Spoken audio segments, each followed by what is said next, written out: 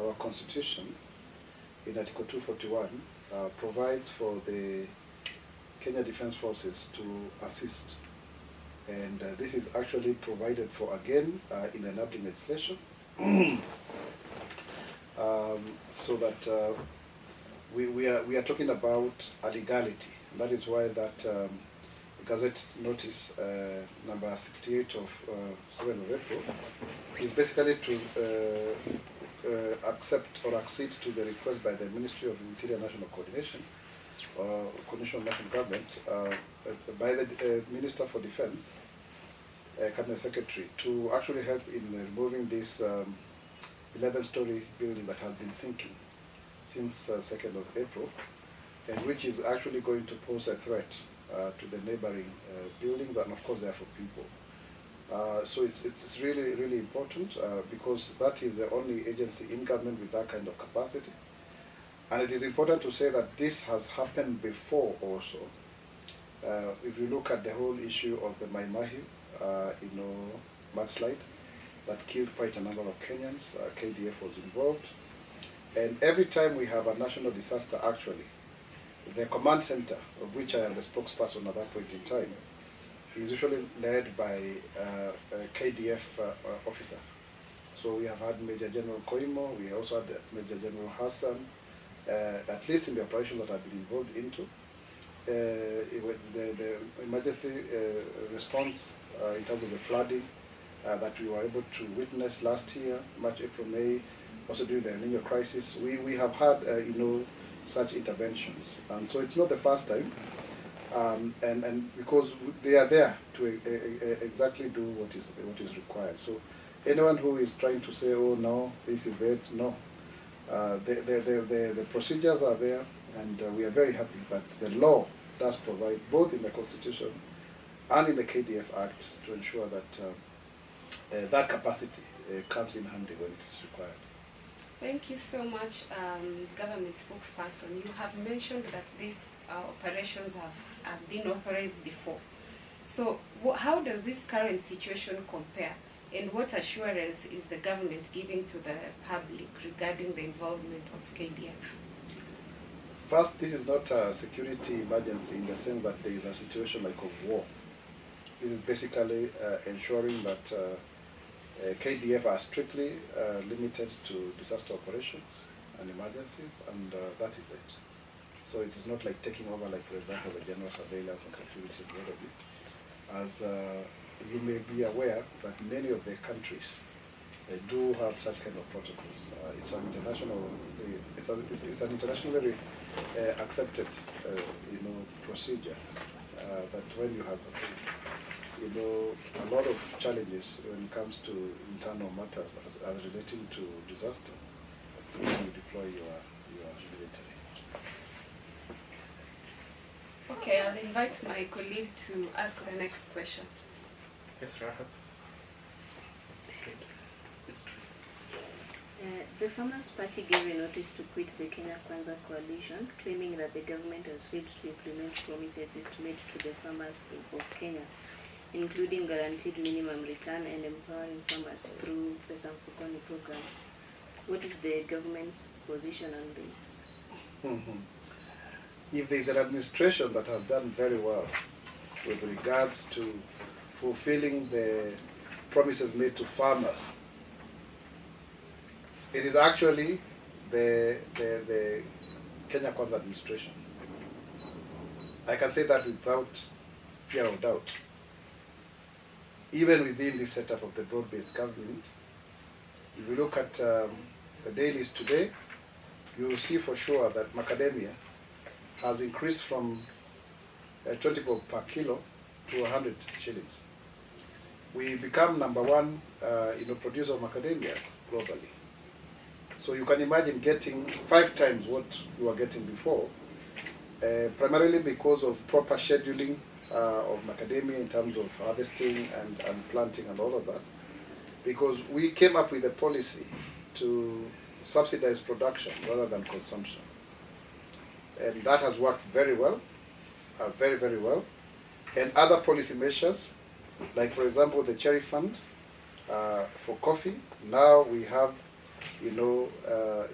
farmers having an average of 130 shillings per kilo for their return, and you get almost up to 80 bob in terms of extra money that was not there before. So you can see again that people are smiling all the way to the bank, and they are being dispensed. The money is being dispensed directly to the farmer through M-Pesa.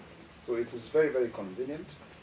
When it comes to milk, you can see clearly that we've been able to increase the farm gate price from 37 shillings to 50. That's a very serious increase of 13 bob.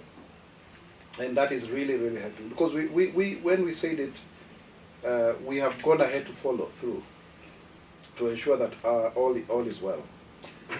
Again, when you look at the issue of sugarcane, we've also been able to increase, from 4,500 per metric ton to 5,300, a whopping increase of 700 shillings. And to the extent that this year, farmers have been able to get bonus, and it's very important to note that farmers now are in agreement of these sugar companies or industries being leased out to so that then they are more productive. We have 16 sugar factories in Kenya. 12 are privately owned, 4 are for government, and so therefore we are actually able to provide enough sugar, produce enough sugar for our own local consumption, and thereby reducing the importation, because we have been spending about 23 billion every year to import sugar. Our food import bill currently stands at about 137 billion, which is really a lot. It's really a lot, and it's not sustainable. It has actually made our balance of payment deficit to increase, because our imports have increased from 1.2 trillion in 2018 to the current 1.6 trillion, and largely because of the imports that are related to food production. Yet we can actually produce locally. So you can see that. The same case, if you look at Mwaura, we've been able to have the 3 inequalities, improved in terms of the earnings from quality 1 from 700 to 1,300. That's an increase of 600 shillings. And then there's quality 2, which has moved from 350 to 700. And then you have the third quality, really, which has done very well, from 500 to 1,000 shillings. So you can see farmers are benefiting there. That's another cash crop that has done extremely well. Again, if you look at our production in terms of tea, we have now value-added tea. We are processing, tea locally through value addition, and we are now able to import. We are able to import, to export more to various destinations.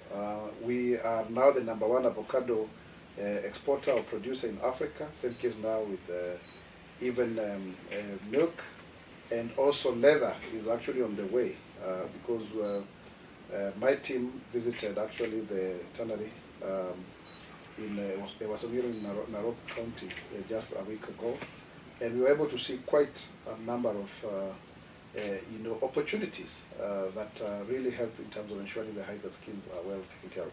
So in summary, because of our subsidization of production and effective strategies to ensure that we provide for policies that help to increase or rather to guarantee the minimum return for every farmer, hii ndio pesa mfukoni. It's actually ensuring that we fulfill that promise. Mr. Spokesman, there's also this issue of fertilizers. That a section of people claim that the fertilizers were donated for free by Russia and other countries, yet the government is selling it in the name of subsidized fertilizer. Not at all. Actually, the issue of fertilizer, we were able to have this fertilizer improved and therefore, processed to the extent that then it is actually being distributed for that very subsidized. So it's not really selling. we actually used it to ensure that we aggregated properly, and now it is distributed as per the government program. So there is no way you can say that it is being used, it's being sold. No, it's not being sold. It's basically blending and ensuring that it reaches the farm. And we've done very well in this regard. I want to tell you for sure, we have been able to distribute 1 million bags, and another 1.5 million are already being procured. We are also ensuring that we work with the county governors. Just last week we were in Kiambu, and the governor there is helping even in taking fertilizers to the people directly. And there are more stores that are being made available for distribution, because we actually want to have 1,450 stores for farm input, so that they can go to all the wards in the country. That is the aim of the government. On matters of the finance bill, you remember a time like this last year, there were a lot of issues around the finance bill, and people are saying that the government is planning to raise more taxes this year with the 2025 finance bill. Would you clarify on this? First and foremost, I want to strongly condemn the notion that there is another finance bill that is coming up with very wild proposals. There is no finance bill. There is no finance bill, and there are people who are engineering another protest. And as I had said earlier, they are using social media to spread falsehood, misinformation and disinformation. And it's very deliberate. They've already started to do so. These are enemies of Kenya's progress, because they don't want ourselves to be reliable. They want us to ensure that we continue borrowing, both domestically and internationally, because then we are not able to raise taxes. And they are using social media for that matter, basically. And so there is no finance bill, and I want to say that very categorically. There is no finance bill, because first and foremost you have to get the budget. The budget is coming by the 30th of April.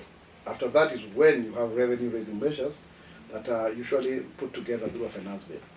And the aim of the government is to actually to ease the burden of taxation by coming up with ways and measures of ensuring that the current revenue raising measures are optimized, so that KRA is able to collect more. And we are calling upon Kenyans to pay more, because if everybody was able to pay the taxes, we don't need to raise any other monies through new taxes. No, we have enough revenue raising measures in law currently that would occasion a proper financing of the 4.2 trillion budget.